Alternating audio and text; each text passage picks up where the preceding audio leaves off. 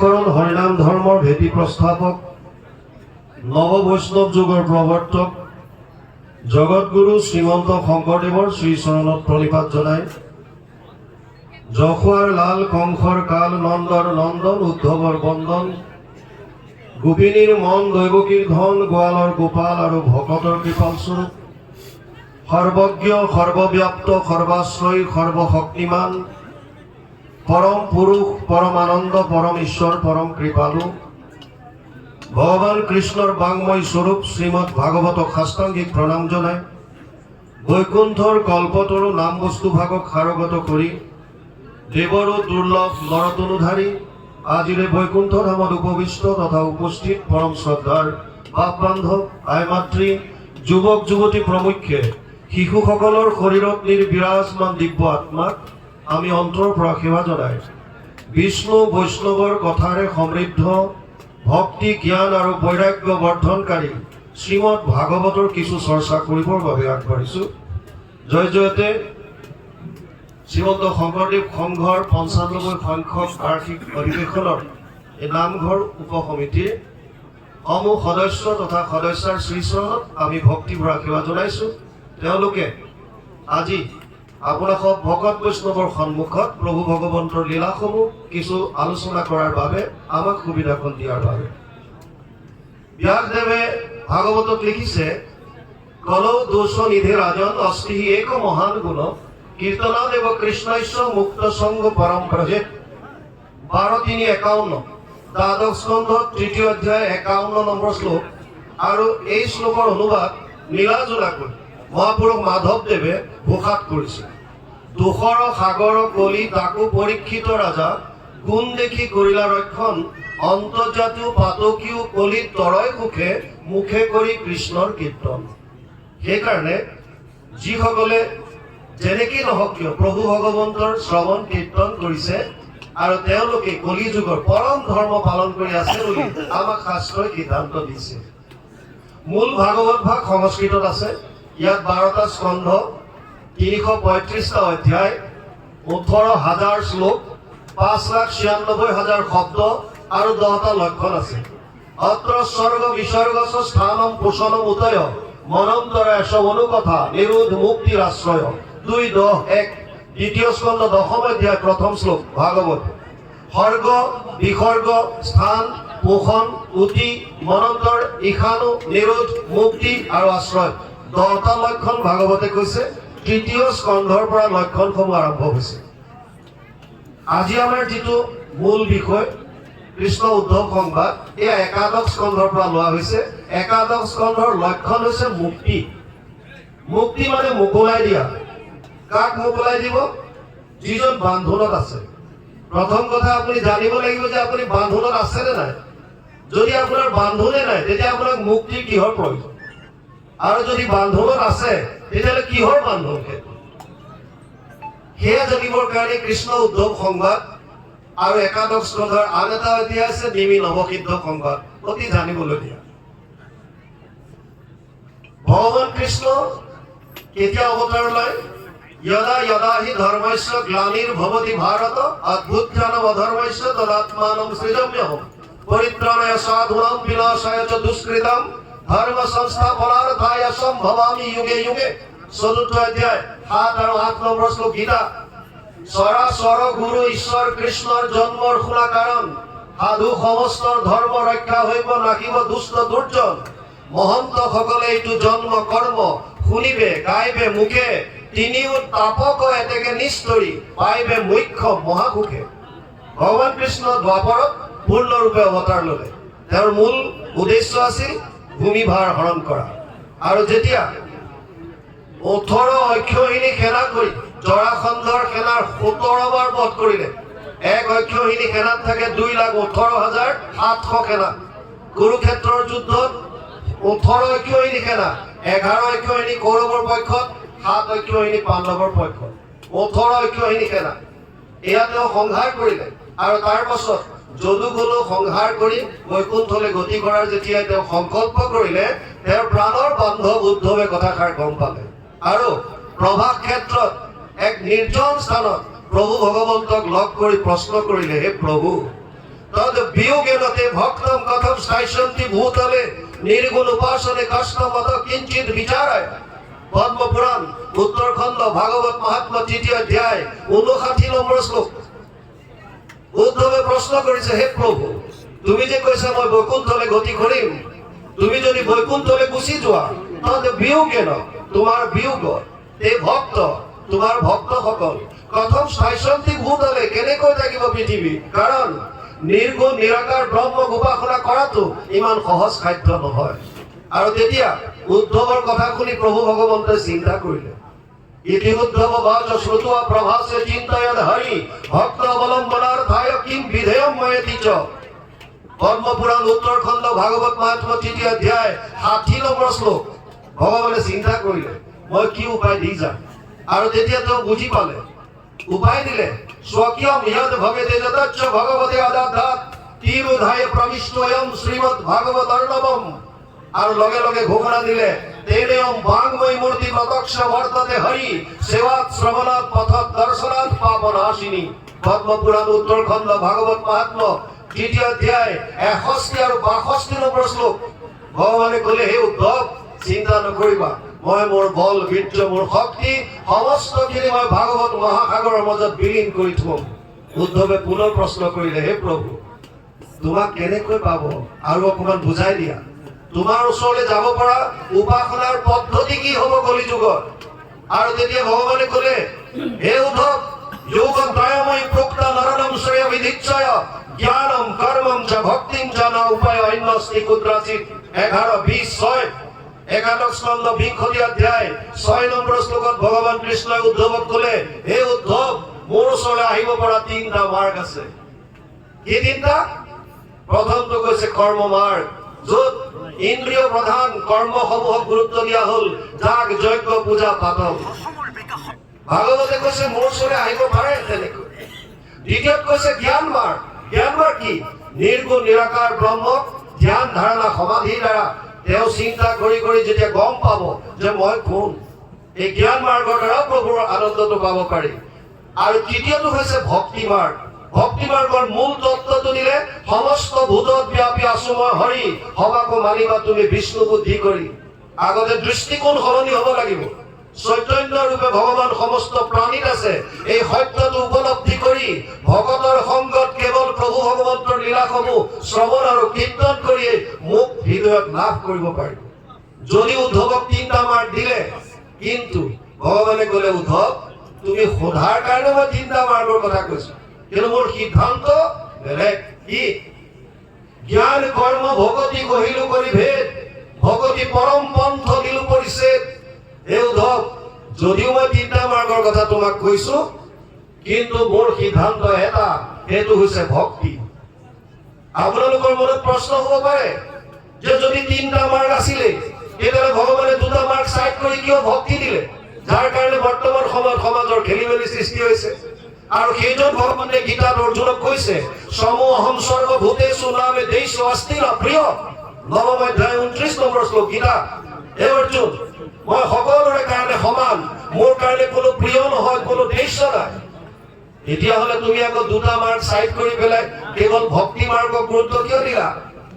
এই অৰ্থটো জানিবৰ কাৰণে, এই তত্ত্বটো জানিবৰ কাৰণে প্ৰথম বস্তু বুজি ল'ব লাগিব, ভগৱান কৃষ্ণৰ লগত আমাৰ সম্পৰ্ক কি, তেওঁ কোন হয় আমাৰ। গীতাত অৰ্জুনক কৈছে, হে অৰ্জুন, পিতা হমস্য জগতো মাতা ধাতা পিতামহ বেদ্যম পবিত্ৰ ওঙ্কাৰ ঋগ সাম যজুৰে বচ। 9ম অধ্যায় 17 নম্বৰ শ্লোক গীতা। হে অৰ্জুন, মই সমস্ত জগতৰ পিতা, মই মাতা, মই পিতামহ, বেদৰ ওঙ্কাৰ মই প্ৰণৱ, আৰু ঋগ্বেদ সামবেদ যজুৰ্বেদ মই। মত্ত পৰতৰম নান্যৎ কিঞ্চিৎ অস্তি ধনঞ্জয় ময়ি সৰ্ববিদম প্ৰথম সূত্ৰে মণিগণায়ব। 7ম অধ্যায় 7 নম্বৰ শ্লোক গীতা। মোতকে শ্ৰেষ্ঠ কোনো নাই। হে অৰ্জুন, যেনেকৈ এধাৰী মালাত সূতাডালত মণিবিলাক গাঁঠি থোৱা থাকে, তেনেকৈ সমস্ত জীৱ মোৰ লগত গাঁঠি থোৱা আছে। গতিকে মোৰ লগত সম্বন্ধ পিতাৰ সম্বন্ধ, মাতাৰ সম্বন্ধ। এতিয়া আপোনালোকে কওক, কোন এনেকুৱা পিতৃ মাতৃ আছে যোনে নিজৰ সন্তানৰ অহিত চিন্তা কৰিব? কোনে কৰিব? সেইকাৰণে ভগৱান কৃষ্ণই ক'লে, কৰ্ম মাৰ্গ জ্ঞান মাৰ্গ তুমি ল'ব নহ'ব। কিয়?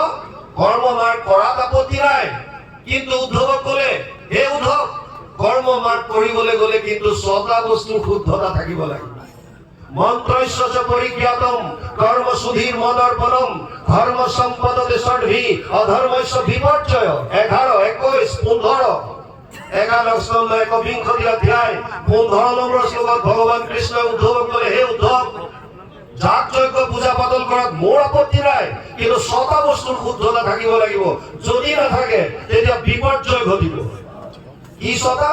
প্ৰথম ক'লে স্থান, তাৰপিছত কাল, পাত্ৰ, দ্ৰব্য, মন্ত্ৰ, ক্ৰিয়া। 6টা বস্তুৰ শুদ্ধতা লাগিব। আপোনালোকে জানি আচৰিত হ'ব যে 28,000 ঋষিৰ কথা আমি ভাগৱতৰ প্ৰথম স্কন্ধত পাওঁ, যি বেদত প্ৰধান। 28 সহস্ৰ ঋষি বেদত প্ৰধান। তেওঁলোকেও সহস্ৰ বছৰ যজ্ঞ কৰিবৰ কাৰণে ভগৱান নাৰায়ণৰ পৰা স্থান লৈ আহিছিল।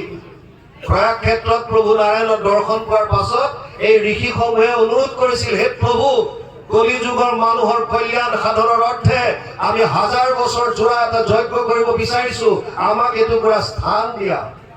আৰু ভগৱানে তেতিয়া কৈছিল, মোৰ সুদৰ্শন চক্ৰৰ লগত তোমালোক যোৱা, যিঠাইত মোৰ সুদৰ্শন চক্ৰ ৰৈ যাব আৰু ইয়াৰ মাজৰ শলাবিলাক, যাক নেমি বুলি কয়, এই নেমিবিলাক য'ত পৰিব তাত তোমালোকে যজ্ঞ কৰিবা। সেইখন পবিত্ৰ স্থান, তোমালোকৰ কোনো বিঘিনি নঘটে। য'ত এখন প্ৰকাণ্ড অৰণ্যৰ মাজত এটুকুৰা মুকলি ঠাইত চক্ৰ ৰৈ পৰিল, নেমি পৰি গ'ল, আৰু পৰাৰ কাৰণে জেগাখনৰ নাম দিলে নৈমিষ। অৰণ্যৰ মাজত হোৱাৰ কাৰণে সন্ধি হ'ল নৈমিষ প্লাছ অৰণ্য, নৈমিষাৰণ্য।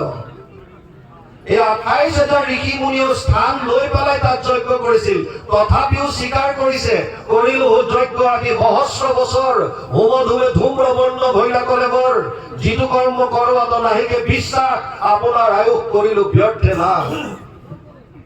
স্থান জনকাদি ৰজাই 12 বছৰ নিজে যজ্ঞৰ কাৰণে স্থলীৰ কাৰণে হাল বাই যজ্ঞস্থলী ৰেডি কৰিছিল বুলি শাস্ত্ৰত উল্লেখ আছে। এনেকৈ হালৰ শিয়লিত সীতাক পাইছিল। কাল সময় নিৰ্দিষ্ট সময়ত যদি কৰিব নোৱাৰে তেতিয়া বিপৰ্যয় ঘটিব। তাত যি পাত্ৰসমূহ ব্যৱহাৰ হয়, যি দ্ৰব্য আহে, এই সমস্তবিলাক পবিত্ৰ হ'ব লাগিব। আৰু আটাইতকৈ ডাঙৰ কথা মন্ত্ৰ উচ্চাৰণ। মন্ত্ৰ উচ্চাৰণত যদি খেলি মেলি হ'ল তেতিয়াহ'লে আপোনালোকে 6ষ্ঠ স্কন্ধত পাব, বৃত্তাসুৰ বধত দস্তা মুনিয়ে যজ্ঞ কৰিছিল ইন্দ্ৰক বধ কৰিবৰ কাৰণে, আৰু মন্ত্ৰ উচ্চাৰণ কৰিলে ইন্দ্ৰ শত্ৰু বিবৰ্ধন, ইন্দ্ৰৰ শত্ৰু বৃদ্ধি হওক। কিন্তু উচ্চাৰণত খেলি মেলি হ'ল। য'ত ক'ব লাগিছিল ইন্দ্ৰৰ শত্ৰু বধ হওক বা নিধন হওক, তাত তেওঁ ক'লে ইন্দ্ৰৰ শত্ৰু নিধন হওক। মন্ত্ৰত উচ্চাৰণ খেলি মেলি হৈ গ'ল। তাৰ ফলস্বৰূপে কি হ'ল? ইন্দ্ৰৰ হাতত বৃত্তাসুৰৰ বধ হ'বলগীয়া হ'ল। সেইকাৰণে আচল ডাঙৰ কথাটো হৈছে মন্ত্ৰ উচ্চাৰণত যদি গণ্ডগোল থাকে, সংস্কৃত ইমান সহজ নহয়। আমাৰ দৰে অজ্ঞ মানুহে সংস্কৃত উচ্চাৰণ কৰিবলৈ ভয় লাগে। তথাপিও সংস্কৃতৰ প্ৰপাৰলি যদি উচ্চাৰণ কৰিব নোৱাৰে তেতিয়াহ'লে নকৰাই ভাল। আৰু যদি মন্ত্ৰত খেলি মেলি হ'ল, আপোনালোকে এটা কথা আজি জানি যাওক, পুৰোহিতজনৰ একো নহয়, যাজকৰ বিপৰ্যয় ঘটিব বুলি কৈছে, যিজন সেৱকী। গতিকে মন্ত্ৰ মাৰ্গটো ইমান সুবিধাজনক নহয়। দ্বিতীয় আহিছে জ্ঞান মাৰ্গ। জ্ঞান মাৰ্গত য'ত নিৰ্গুণ নিৰাকাৰ ব্ৰহ্মক উপাসনা কৰে। শংকৰাচাৰ্যই কৈছিল 4টা মিনিমাম বস্তুটো ইয়াত লাগে, আৰু বহুত আছে। 4টা মিনিমাম কি? সম দম তিতিক্ষা উপ্ৰতি। প্ৰথম কৈছে মনৰ ওপৰত সংযম। জ্ঞান মাৰ্গত যাবৰ কাৰণে মনৰ ওপৰত কণ্ট্ৰল হ'ব লাগিব। আমাৰ কিমানজনৰ মনৰ ওপৰত সংযম আছে? দ্বিতীয়ত কৈছে ইন্দ্ৰিয় দমন। আপুনি ইন্দ্ৰিয় দমন কৰিব পাৰিব লাগিব, তেতিয়া জ্ঞান মাৰ্গৰ কাৰণে আপুনি অধিকাৰী হ'ব। তাৰ পাছত কৈছে তিতিক্ষা, সহনশীলতা গুণ। বহু বছৰ ধৰি আপুনি জংঘলত পাহাৰৰ ওপৰত ধ্যানত থাকিব লাগিব। কি খাবলৈ পাইছে, কি কৰিবলৈ পাইছে, গৰম ঠাণ্ডা একো আপুনি তাত এইবিলাক উপলব্ধি কৰিব নোৱাৰিব। চব সহ্য কৰিব পৰা কোৱালিটি হ'ব লাগিব। আৰু শেষত দিছে ওপৰতে বিষয়ৰ ওপৰত উঠিব পৰা। ইমান শাৰীৰিক কষ্টসমূহ সহ্য কৰি সাধাৰণ মানুহে যে নিৰ্গুণ নিৰাকাৰ ব্ৰহ্মক উপাসনা কৰিব পাৰিব, ই অতি কষ্টকৰ। সেইকাৰণে গীতাত দ্বাদশ স্কন্ধ ভক্তি যুগত ভগৱান কৃষ্ণই অৰ্জুনক অকপটভাৱে স্বীকাৰ কৰি গৈছে, ক্লেশ অধিকতৰস্তেষাং অব্যক্ত সপ্ত চেতসা অব্যক্ত হি গতিৰ দুখম দেহবৎ ভীৰৱাপ্যতে। দ্বাদশ অধ্যায় 5 নম্বৰ শ্লোক, হে অৰ্জুন জ্ঞান মাৰ্গতি কষ্ট কৰ। আপোনালোকে হয়তো বহুতে নাজানে, বহুতে জানে, মই SSBত আছিলোঁ, এছিষ্টেণ্ট কমাণ্ডাৰ হিচাপে। 92 যেতিয়া জইন কৰিছিলোঁ, আমাক ট্ৰেইনিং এটা দিছিল জম্মু কাশ্মীৰৰ, ডাইৰেক্ট মোৰ পোষ্টিং আছিল। জম্মু কাশ্মীৰৰ এখন অৰণ্যত আমাক জংঘল এক্সাৰচাইজৰ নামত এৰি দিয়া হৈছিল কেইদিনমানৰ কাৰণে। আৰু জংঘলত ঘূৰি ফুৰোতে এটা গুহাৰ সন্মুখত এজন বুঢ়া মানুহ, মোৰ জীৱনৰ সত্য কাহিনী, বুঢ়া মানুহজনক লগ পাইছিলোঁ আৰু সুধিলো, দেউতা এই জংঘলৰ মাজত গুহাৰ সন্মুখত আপুনি কি কৰি আছে? আমাক কৈছিল যে গুহাটোৰ ভিতৰত এজন ঋষিয়ে 12 বছৰ তপস্যা কৰিছিল, বহুখিনি সিদ্ধি লাভ কৰিছিল, কিন্তু সমাধিৰ ব্ৰহ্মক সাক্ষাৎ কৰাৰ ঠিক প্ৰাক মুহূৰ্তত এজনী ছোৱালীৰ সংস্পৰ্শত আহিল আৰু সমস্ত সিদ্ধি তৎক্ষণাৎ শেষ হৈ গ'ল। আমি ক'লো জেগাটো চাব পাৰিনে? বোলে ঘোৰ অন্ধকাৰ। চোৱাৰ ইচ্ছা আছিল, তেখেতক অনুৰোধ কৰিলো, অকণমান পোহৰ এটা লৈ গৈ আমাক দেখুৱালে। সেই ঋষিজনৰ ফটোখন আছে। জংঘল এক্সাৰচাইজ শেষ কৰি যেতিয়া বাহিৰলৈ ওলাইছিলো, ওচৰৰ গাঁৱত সুধিলো, এনেকৈ বুঢ়া মানুহ এজন লগ পাইছিলো আৰু তেওঁ আমাক এনেকুৱা কথা ক'লে, কিমান দূৰ সত্য আমাক জানিব দিছিল। ছাৰ, আপোনাক কোৱা প্ৰতিটো কথাই সত্য, খালি এটা কথা লুকুৱাইছে। কি কথা? যিজন মানুহে আপোনাক এজন ঋষি বুলি কৈ আছে, এই ঋষিজন বেলেগ নহয়, এই বুঢ়াজনে সেইজন ঋষি। অৰ্থাৎ 12 বছৰ তপস্যা কৰাৰ পাছতো তেওঁ সফল হ'ব নোৱাৰিলে। আৰু যিজন সফল হৈছিল ব্যাস, সমাধিত ব্ৰহ্মক সাক্ষাৎ কৰো বুলি কৈছিল, সেইজনৰ গতি কি আছিল? বদৰিকাশ্ৰমত বহি আছিল, উগুল থুগুল চিত্ত নাহি সুখ শান্তি, নজানন্ত কৃষক মনত গুণি গান্ধি, অধুমুখে বসি আছে হুয়া নিশবদ, সেই বেলা দৈতে আঁকি মিলিল নাৰদ। সমাধিত ব্ৰহ্মক সাক্ষাৎ কৰাৰ পাছতো যদি আমাৰ চিত্ত চঞ্চল হৈ থাকে, তেতিয়াহ'লে আমাৰ লক্ষ্যটো সেইটো নহয়। সেইকাৰণে ভগৱান কৃষ্ণই উদ্ধৱক কৈছিল, উদ্ধৱ এই যিমান আছে প্ৰাণী চব মোৰ সন্তান, তেওঁলোকৰ মই অহিতটো কিয় চিন্তা কৰিম? আৰু তেওঁলোকৰ কাৰণে আটাইতকৈ সুগম যদি কিবা উপায় কলিযুগত আছে, সেয়া হৈছে ভক্তি মাৰ্গ। আৰু সেইকাৰণে এই সিদ্ধান্তটো প্ৰথমতে দিলে। এতিয়া পৰে কৈছে, কৃষ্ণৰ সিদ্ধান্ত শুনি উদ্ধৱে শুধন্ত দুনাই, শুনা প্ৰভু জগতৰ বাপ, জানিলো সন্তৰ সংগে তোমাক ভকতি কৰি এৰাই তেবে সংসাৰৰ তাপ। উদ্ধৱে স্বীকাৰ কৰিছে, হে প্ৰভু, মই তোমাৰ সিদ্ধান্তটো শুনি গম পালো যে ভক্তৰ সংগত মই তোমাৰ যদি ভক্তি কৰো, তেতিয়াহ'লে মই সংসাৰৰ তাপৰ পৰা পৰিত্ৰাণ পাব পাৰিম। কি তাপ? আমাৰ জীৱনত প্ৰত্যেকজন মানুহে 3 ধৰণৰ কষ্ট ভোগ কৰি আহিছে। এই কষ্টসমূহ শাস্ত্ৰই 3টা ভাগ কৰিছে। এটাক নাম দিছে আধি দৈবিক। আধি শব্দটোৱে ৰিলেট কৰা বুজাইছে, সম্বন্ধ, সম্পৰ্কীয়। দৈব সম্পৰ্কীয় যিমান কষ্ট আমি ভোগ কৰো, সেয়া শাস্ত্ৰই নাম দিছে আধি দৈবিক তাপ। আন কিছুমান আছে আমি ভূতৰ পৰা পাওঁ। ভূত মানে প্ৰাণী, সমস্ত ভূতত ব্যাপী আচুময় হৰি, সেই প্ৰাণীক বুজাইছে। প্ৰাণীৰ পৰা যেতিয়া কষ্ট পাওঁ, কুকুৰে কামুৰিলে, মেকুৰী আচুৰিলে, সাপে খুটিলে, মানুহে মানুহক কষ্ট দিলে, যিকোনো প্ৰাণীৰ পৰা যেতিয়া কষ্ট পাম, সেই তাপসমূহক নাম দিছে আধি ভৌতিক তাপ। আৰু আন কিছুমান আছে নিজক লৈ, আত্মিক, আধ্যাত্মিক। আধ্যাত্মিক তাপ 2 ধৰণৰ, এক হৈছে শাৰীৰিক, এক হৈছে মানসিক। শাৰীৰিক বিভিন্ন অসুস্থতাৰ কাৰণে আমি কষ্ট পাওঁ, আৰু আটাইতকৈ চিন্তনীয় বিষয় বৰ্তমান সময়ত হৈছে মানসিক চাপ।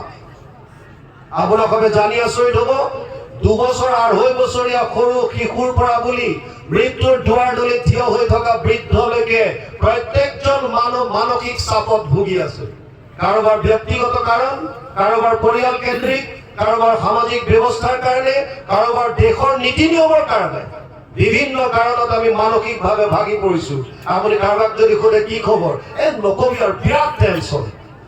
এই যে টেনচন, মানসিক চাপ, এই 3টা তাপৰ পৰা পৰিত্ৰাণ পাব পৰা তাপত্ৰয় উন্মূলনম যদি কিবা সুগম উপায় আছে, ভগৱানে আমাক উপদেশ দিলে, কেৱল আৰু কেৱল কৃষ্ণৰ একান্ত শৰণ আৰু ভকতৰ সংগত তেওঁৰ লীলাসমূহৰ শ্ৰৱণ কীৰ্তন।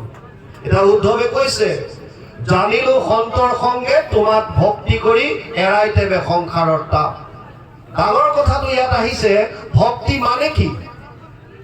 আমাৰ সকলোৱে কৈ আছে যে ভক্তি কৰা